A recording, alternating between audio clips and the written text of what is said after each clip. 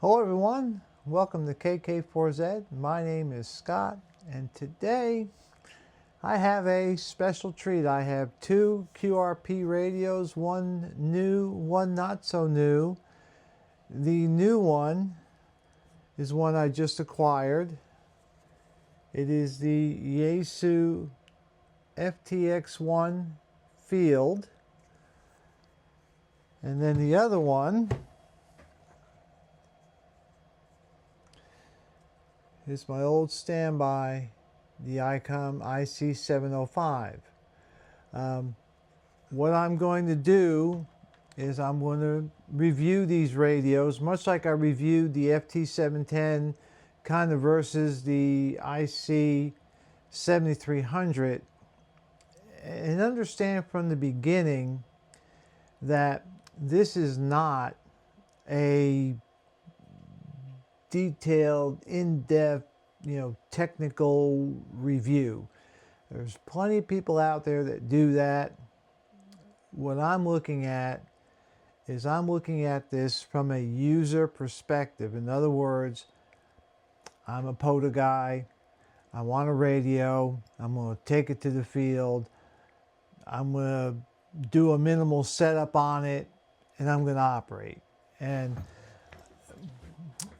that is how I'm looking at this. So if I don't get real, technically deep into it, it's because I don't think most people do. And I really want to treat this, like somebody who would grab a radio. And, a lot of you guys out there, you don't even read the instructions. You just go and do. And that's really how I'm kind of looking at it. Both these radios I'm treating about the same. I have had the ICOM longer. I know it a little bit better, but then parts of the FTX1 are similar to my FT710, which I have, and so I've got some comparable. Now, another caveat is my preference for radios tends to be ICOMs. I have mostly ICOM radios. I do have Yaesu radios. Right now I have the FTX1 and I have the FT710, my second 710, and that one I'm keeping. It's one of my field big radios, and so I have a foot in both camps. My preference is towards ICOM, and I'll maybe talk about that later. But for right now, I want to talk about the radios, and mainly I'm going to hold the FTX1 because everyone has seen 705s enough, and so I'm going to really just kind of start working with this radio. The screen size is the same as the 705. I measured it with height and diagonal. It may even be the same maker. However, the FTX1 screen is a little bit sharper than the 705. Does that affect the performance? No, but it does look a little nicer.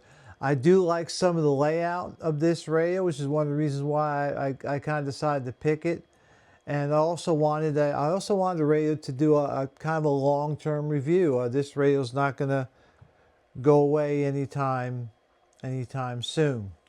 So I wanted to start talking about some of the things I've discovered about the radio early on, and Yaesu was pretty secretive about their stuff. They didn't say a whole lot about it, and I don't know why, but I think in general it's a nice radio. There are some caveats that going into this have kind of changed my opinion, but we'll talk about what I've gone through so far. Now, I also have a blog, kk4z.com or kk4z.com, and I'll have a lot of the hard numbers on that site along with more pictures, so you'll be able to see more. This is just kind of a, you know, it's a video and I'm just kind of glossing over things. So I wanted to talk about first the physicality of this radio. I will tell you, it's heavy. It feels heavy. And when I weighed it, it is heavy. Physicality, in other words, the physical dimensions of it, in general, I'm going to say that it's roughly equivalent to the 705. This radio is longer. Again, there's a picture on my blog. It may be a little bit shorter. Thickness-wise, with the battery, they're both about the same. If you take the battery off of this, then yes, this would be thinner. In the grand scheme of things, if you put your stuff in a bag, they'll both fit in approximately the same space. So physically, you know, I mean, they're about the same. You know, I don't feel one's any different as far as size than the other. However, when we talk about weight, okay, this radio is heavier. The weight of the radio with the battery on this is about, let me look here, I wrote down, is about 3 pounds 10 ounces. Okay. The 705 with 705 doesn't come with a 6 amp hour battery, so I had 3 ICOM, you know, handy talkie batteries that came out to about 6.3 amp hours. So I kind of stacked them all together and put them on the scale with the 705, and it was still 9.4 ounces lighter than this. Okay, so the 705 is lighter than this, and I'm going to talk about more about weight a little bit later on, because weight, there's more. That being said, I also, one of the first things I did when I got the radios is I hooked it up to one of my little cheap power meters that, you know, measures that sort of thing. And again, there's pictures on the blog that show the validation of what I did. And that is the FTX1 is more power hungry than the 705. The 705 at idle, that means no charging, nothing hooked up to the radio, just sitting there, draws about 200 milliamp hours of power. The FTX1 draws 510 milliamp hours of power. Now, I am sure that you can go in and kind of tweak things, but I haven't done that to either radio to make them more efficient. this is how I roll. This is how probably most people roll. So to put it in perspective, the FTX1 draws 155% more power at idle than the ICOM. Next, I did a 5-watt test, and what I did with that is I hooked it up to, in this case, I hooked it up to one of my power supplies, and then I hooked the radio up to a dummy load, and I tested both radios the same way. In other words, they both used the same power supply. They both used the same dummy load.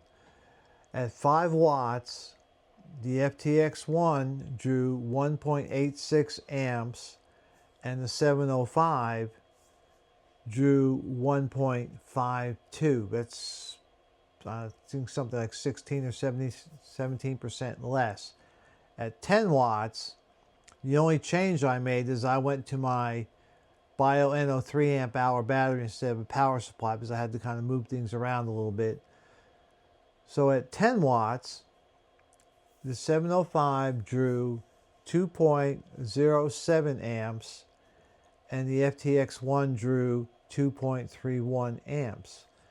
So in all cases, the FTX1 is drawing quite a bit more power than the 705. And again, posted on my website, I've got pictures of the power meter and what it shows for each radio. If you don't trust me for what I'm saying here, that's fine. Go to my website, check it out. I have a lot of other neat stuff there. So getting back to weight, I would say that because of the difference in the power requirements, that I would get almost the same operating time with the IC705 with its 3.3 amp hour battery than I would the FTX1 with its 6.1 amp hour battery.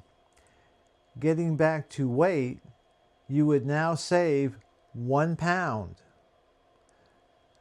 That's 1 pound, the 705 with the 3.3 amp hour battery versus the FTX1 with the 6.1 amp hour battery. The 705 weighs 1 pound less. Now, why is that important? Well, maybe yes, maybe no. If you are a guy, and I'll use my buddy Thomas, K4SWL, he likes to put all his stuff in the backpack, and sometimes he likes to do a little hiking before he gets to the spot he wants to operate and do a POTA activation. Then weight kind of becomes a little critical, especially when you're talking a pound. However, a lot of us, we get out of our car or truck or SUV, we walk maybe 50 yards to a park bench to set up. In that scenario, that 1 pound really doesn't make a whole lot of difference. Now, I've done both, and so I can see a reason for either one. If I ever do a soda thing, I'd probably just bring my KX2, which is even lighter still by another pound. But, that's where they are. So fooling with, with just the physicality and the power, that's kind of what I've gone through so far. I have taken the FTX and hooked it up to an antenna, did some listening. I did catch a little bit of the CW Ops CWT test, and blocking was pretty good. I'm hoping next week to do an A/B comparison of the filtering between the 705 and the FTX1. Yaesu again was very mum about the performance of the FTX1 until I believe it was Hamvention when John from Yaesu came out and said that the performance of the FTX1 is similar to the FT710, which would be pretty darn good if that's really true. And my initial impression is it might be. One disappointment I had with the FTX1 was it didn't give me 3 attenuator settings like the FT710 does. Now, to be fair, the ICOM only gives you one on-off, and the FTX1 is the same way on-off. So, and which is kind of a shame because SDR radios are a different animal.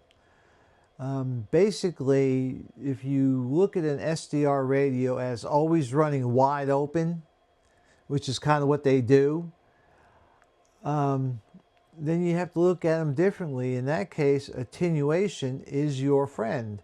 Now, on my home radios, my shack radios, they have the 3 settings, 6, 12, and 18 dB attenuation. And I'm almost always using attenuation. Very rarely on an SDR radio do I use any preamp. Now, my caveat there is I run CW and FT8, and I don't need it. But most of the times I'm running a little bit of attenuation, and I would have liked to have seen attenuation on the FTX1 similar to the 710, and they could have done that. Now, before I close this out, I will talk about the FTX1's display a little bit, because I think it's kind of nice. Well, it's going to follow me around, so I'll try and show you here. Up here, there are two things underneath the meter. The first, there you go. The first is a red line. That is your volume slider. Now your volume control is over here. And let's see, and you can see it move as I go up and down. You can hear it, but that's kind of nice. I like that. And it does the same thing for RF gain. It turns yellow for RF gain, and so it does the same thing there, so you can see where you are. The other thing I like is right below there. That is a CW tune indicator, and I find I use that quite a bit. I really kind of like it, and so I like that. Also, too, one thing is nice is having the filter, a visual filter, so you can see what setting you have, and I like that. So they're, Yaesu did a good job there. And like I said, so far I like the radio, and I'm going to take it to the field.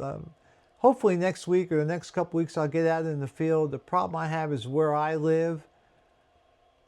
POTA parks are like a minimum of 30 to 45 minutes away. I don't have any close to me. The county I live in has county parks, which are very nice parks, but POTA won't accept them. And so I have to travel to one, sometimes two counties over to do a park. So I will get out and do a park, and I've got a couple big adventures coming up in the next couple months, and I'll definitely be taking the FTX1 on those, because I really want to give it a workout. Again, I own both these radios. I own the 705 and I own the FTX1. I don't have to turn them back into anybody. They're mine. And so I'm going to take them out, take my time with them, and I will continue to report back to you how I feel about the radio. Right now, like I said, yeah, it uses a little more power. Yeah, it's a little heavier, but in general, the way I use these radios, it doesn't matter. Now, with the 705, I have a 3 amp hour Bioenno battery. Probably when I buy a battery, an extra battery for the FTX1, I'll buy a Bioenno 6 amp, and hopefully I'll get similar performance between both radios, because the 705 does use less power. I think that's it for now. Like I said, I'll be posting more. Check out my blog again, kk4z.com. I'll be putting probably a lot more of the technical stuff, or more of the number crunching on my blog, and my YouTube will just be like a you and me talking thing. But I like the radio, and I think it's going to be fun. It doesn't do some things that the 705 does, and we'll talk about that more later as I get more into my other stuff. But this is just my initial go, and I just wanted to introduce the radio to you and let you know that that's my next review, and I'm excited to do it. It's going to be a lot of fun. All right. Again, love you guys. Appreciate your support. Appreciate you guys visiting my blog. I appreciate you going to my YouTube channels. It's great.